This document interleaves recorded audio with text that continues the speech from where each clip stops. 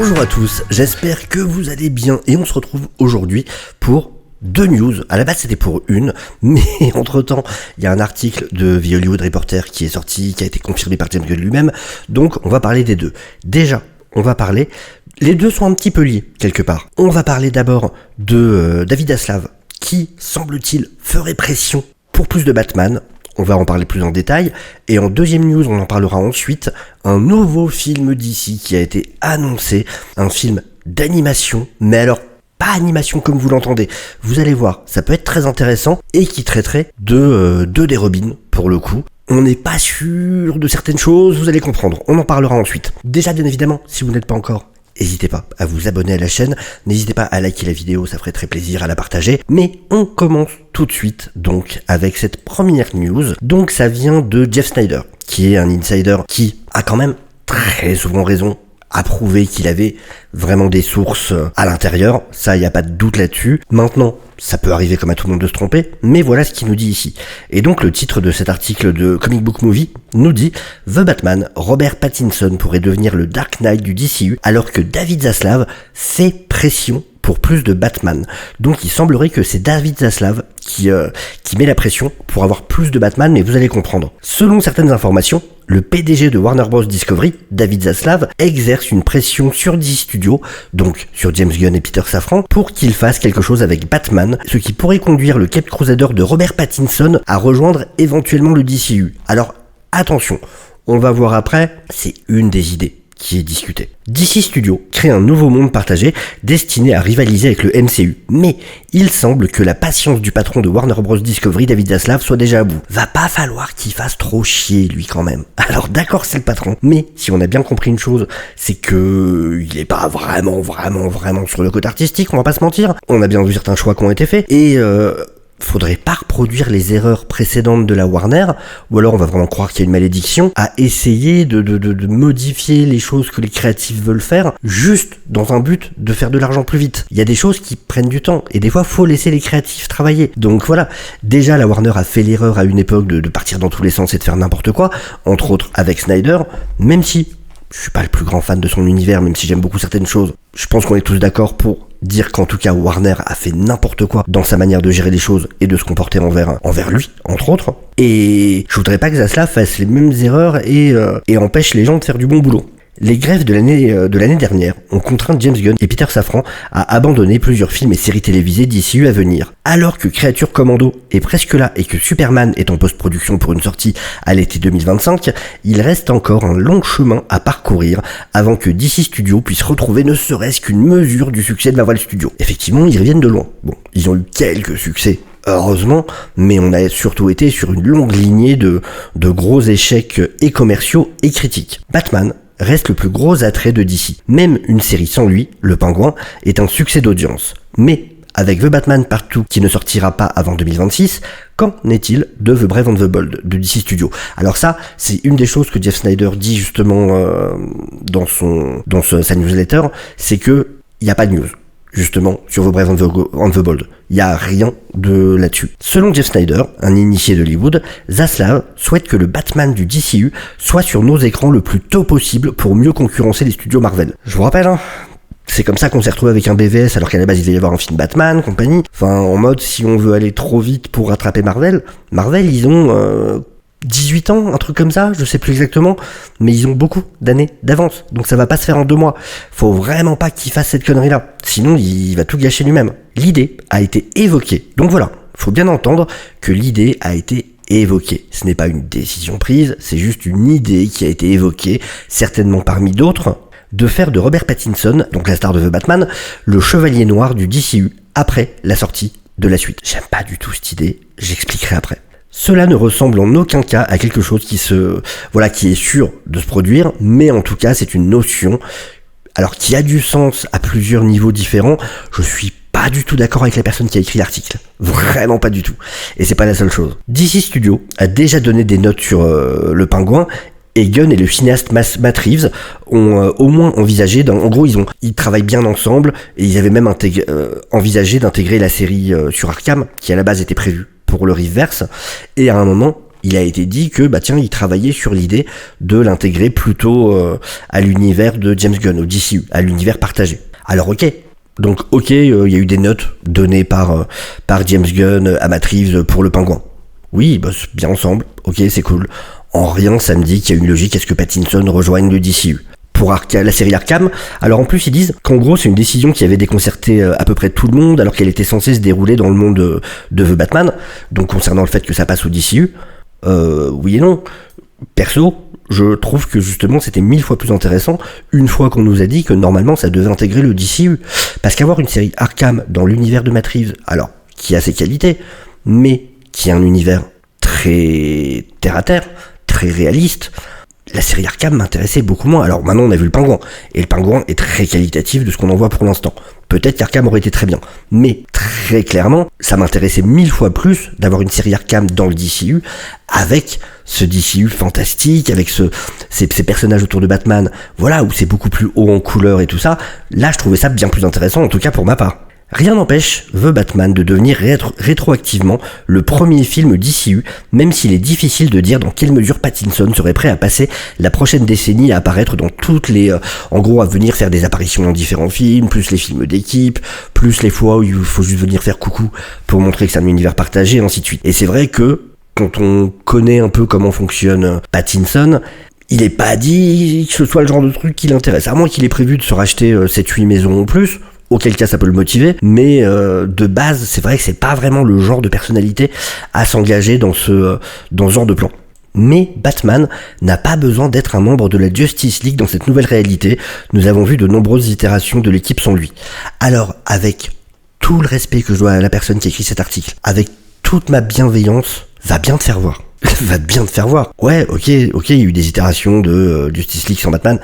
Non, va te faire voir en fait. Non, là c'est la naissance d'un nouveau DCU, évidemment qu'il faut Batman dedans. Alors d'autant plus, si effectivement il y a ce but d'un jour rattraper ne serait-ce qu'une partie du succès de Marvel, oui, il faut Batman dans le DCU, et il faut Batman surtout dans la Justice League. Donc non, arrête tes conneries, qu'est-ce que tu racontes? Faut être logique à un moment, évidemment qu'il faut Batman dans la Justice League. Alors bon, là après il va cracher pas mal sur Andy Muschietti. Alors oui, The Flash était effectivement un gros échec. Effectivement, c'était pas bon. Je suis le premier à avoir gueulé dessus, à avoir détesté le film.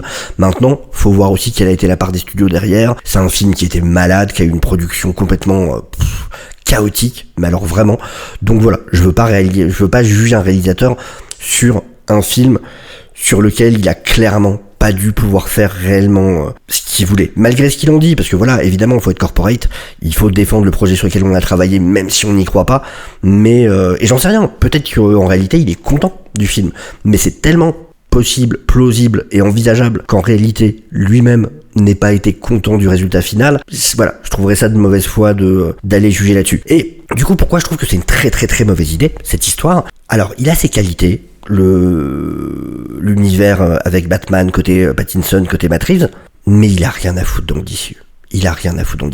Le truc, c'est qu'on est sur une version spécifique de Batman, avec donc voilà, dans ce monde réaliste, avec un Batman, d'autant plus dans le premier film où c'est un Batman débutant, le fameux Batman année 2, qui a le vertige et tout ça, et il a pas sa place dans le DCU.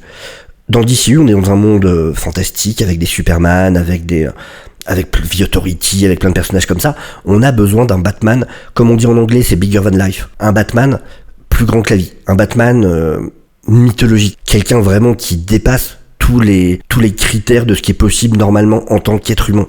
Quelqu'un qui puisse faire face à des demi-dieux, et même à des dieux. C'est pas le cas du Batman de Robert Pattinson. Ok, il a des qualités, mais il a rien.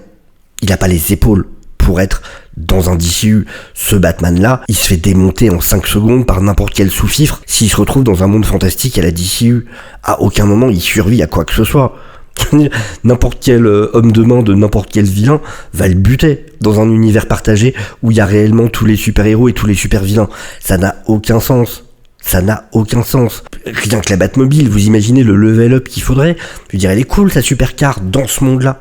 Mais dans un monde, dans un univers partagé d'ici, tout le monde te rionnait. Enfin, ça n'a aucun sens. Pour ça, vraiment, pour moi, Non, vraiment, ce serait une très très mauvaise idée. Très très mauvaise idée.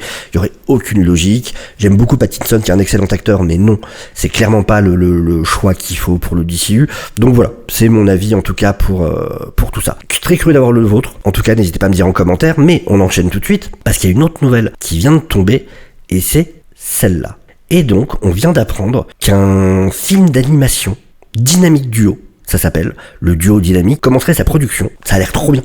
En vrai, vous allez comprendre pourquoi je dis ça, mais ça me hype de ouf en réalité. Et donc, c'est un projet très cool qui vient d'être validé à DC Studios et Warner Bros Pictures Animation, et donc Dynamic Duo. Ça va être la première fois qu'il y a une collaboration entre DC Studios et WBPA, dirigée par Bill Damashke.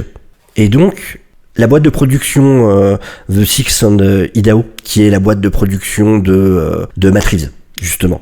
Donc, encore les deux qui travaillent ensemble. Et donc, c'est écrit par Matthew Aldrich, et ça va être fait par le nouveau studio d'animation qui est situé à la Nouvelle-Orléans et qui s'appelle Swaybox. On va y revenir parce que c'est pas anodin du tout le choix du studio d'animation. Et donc c'est un studio qui est dirigé par un mari et sa femme, donc Arthur Mintz et Teresa Anderson, qui sont les créateurs du studio. C'est Mintz justement qui va réaliser lui-même le film, qui suivra les débuts de Dick Grayson et Jason Todd, donc deux des premiers Robins. À noter, et il précise ça parce que effectivement c'est coproduit justement par Matt Reeves, mais donc il précise que ça n'est pas connecté à l'univers de Matt Reeves, donc de The Batman ou du Pingouin. Mais rien n'est précisé sur est-ce que c'est canon au DCU. Alors, rien n'est dit, donc ça ferait plutôt penser que c'est un Elseworld, et pour le coup, ça, voilà, là dans l'état actuel de ce qu'on sait, ça serait plus logique que ce soit un Elseworld, mais ça ferait totalement sens que ce soit canon. Parce qu'on sait que normalement, justement,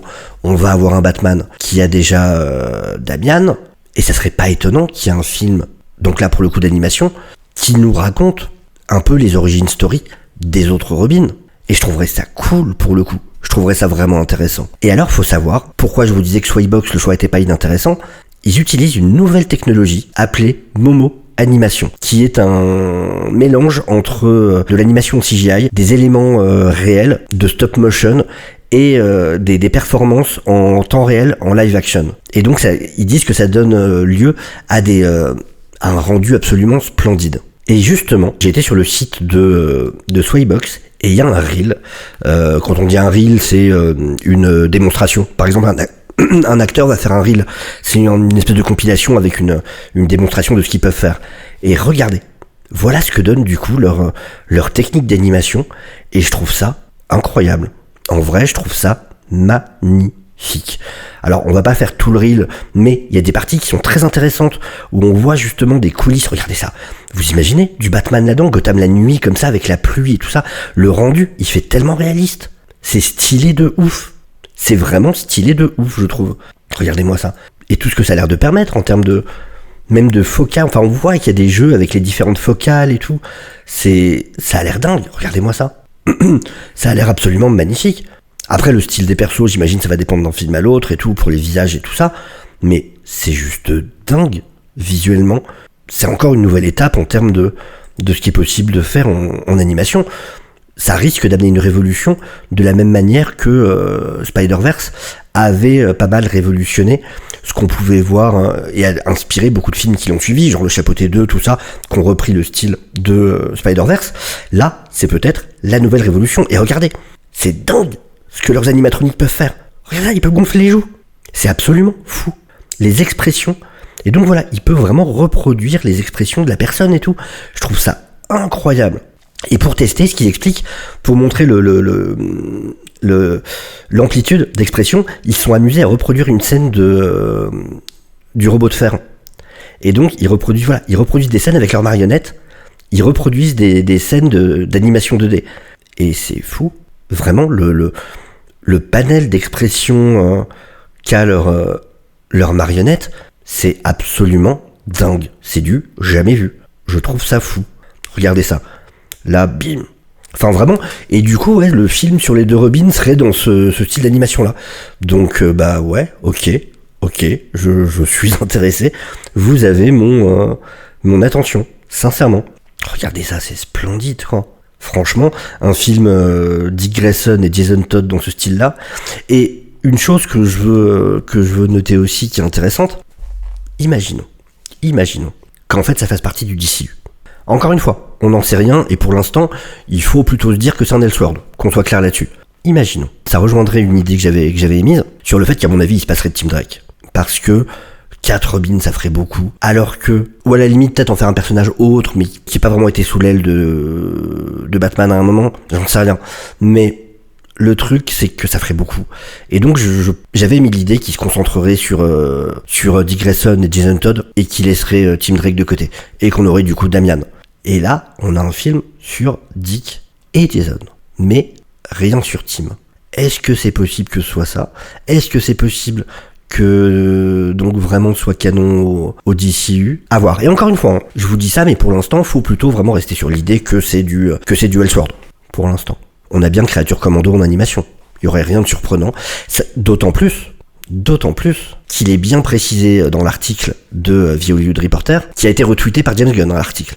Donc voilà, qui lui-même a retweeté l'article de Hollywood Reporter en disant « pour en savoir plus ». Genre si vous voulez en savoir plus. Donc voilà, l'article a été validé par lui. Et c'est pour une sortie cinéma. Sachant que la plupart, habituellement, des films d'animation d'ici sont des directs en Blu-ray ou en achat VOD. Là, c'est prévu pour une sortie cinéma.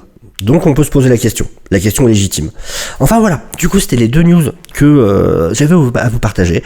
Donc n'hésitez pas à me donner votre avis sur tout ça, en tout cas dans les commentaires. Je suis curieux de savoir, est-ce que vous êtes triste si on n'a vraiment pas de Tim Drake dans le... Et j'adore Tim Drake, attention, hein, j'aime beaucoup Tim Drake, mais en réfléchissant en termes de ce qui est possible de faire dans cet univers partagé du DCU, je me dis 4 Robins c'est beaucoup, quand même.